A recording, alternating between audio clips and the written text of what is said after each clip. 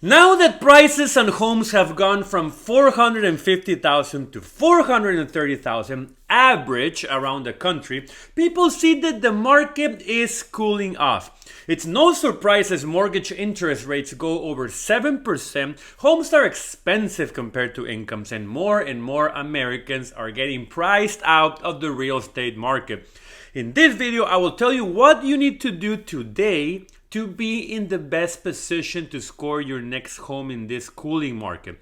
Whether it's your first home or another investment property, so stay tuned.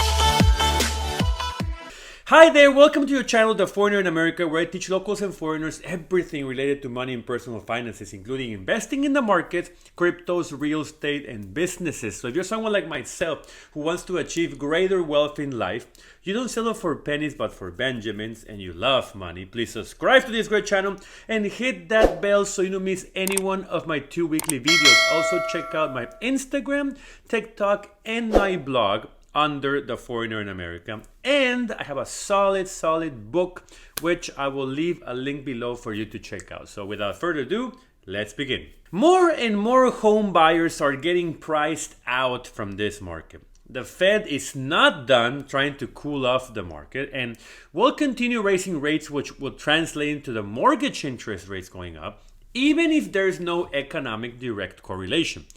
We might prepare for another 75 basis point hike in December, like Jerome Powell mentioned.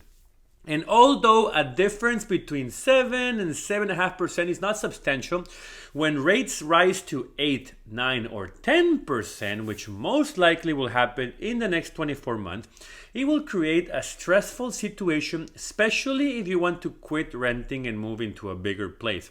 Every American who wants to score a good deal in this cooling market should do certain things to be in the best spot possible. And I am going to talk about them and explain to you why it's important in case you already heard them before. Number 1, know how much you can afford. Your friend John bought a house in the suburbs. Your family member Christine bought a home in the city. Your co-worker or boss bought a vacation home close to the water. So what? You are not Jan, Christine, or your co-worker boss.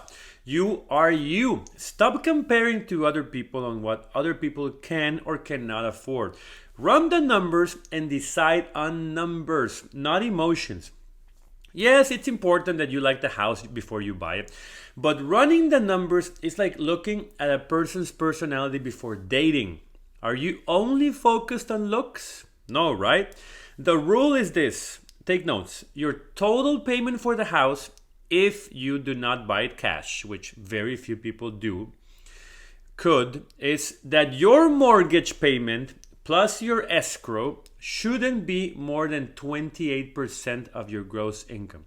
For ease of numbers, a person making $100,000 a year could only spend $28,000 a year on the house payment. And half of that is someone making $50,000 a year can only spend $14,000 a year, and so on. So if you cannot afford the house you picked or you loved, you really want with the 28% rule, you do not buy. There's 3 things you can do. 1, increase your income. 2, give a bigger down payment. And 3, share the expenses with another person like a spouse. If none of these 3 things happen, you cannot afford the house. If you buy it, you will be house poor, meaning that you will be digging yourself in a hole you don't want to be. And remember, when you cover your mortgage and escrow, things don't stop there. Maintenance could be very pricey if you don't buy a newer home, so make sure your home insurance and home warranty are in place. Number 2, get your credit score to 740 or more. The mortgage interest rates are high as they are. You don't need them to be higher because your credit score sucks. If you're deeply in debt, you will not even qualify for the loan in the first place because since you will not be able to add more debt into your mix. Open accounts, close accounts, pay off debt, use credit responsibly so your credit score is not a burden. and it actually helps you in something. It's quite a useless thing until you need it. Rich people who tell you that it's not important are not grounded on the floor because they can afford to pay for everything in cash. But for most Americans, they need loans, and a credit score becomes handy.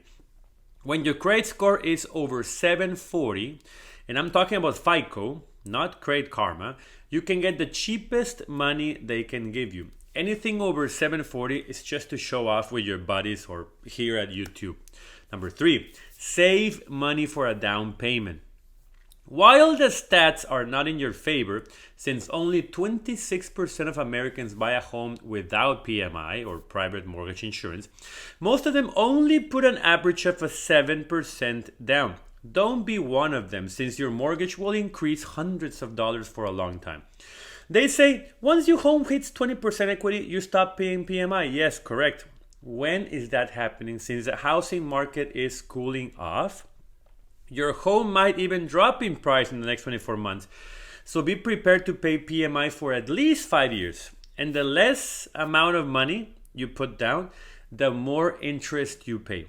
On average, for a $350,000 loan with a lower down payment than 20%, you will pay over $104,000 more on interest in the life of the loan. If you have no money to give a down payment for a house, then keep renting and do not attempt to buy.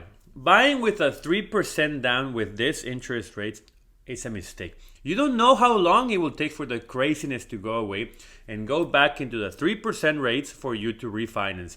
Maybe 2 years, maybe 6. Number 4, have emergency money in place. It is not money for you to go to Cancun and splurge at the beach or go buy an expensive watch or bag. It's money not to be touched ever. And you need to keep adding into it to compensate for inflation. So if you want to buy a house today, I recommend you give a 20% down to avoid PMI. You have a 740 credit score to avoid a higher interest rate. Be 28% or less in debt to income ratio and have money in the bank. How much money?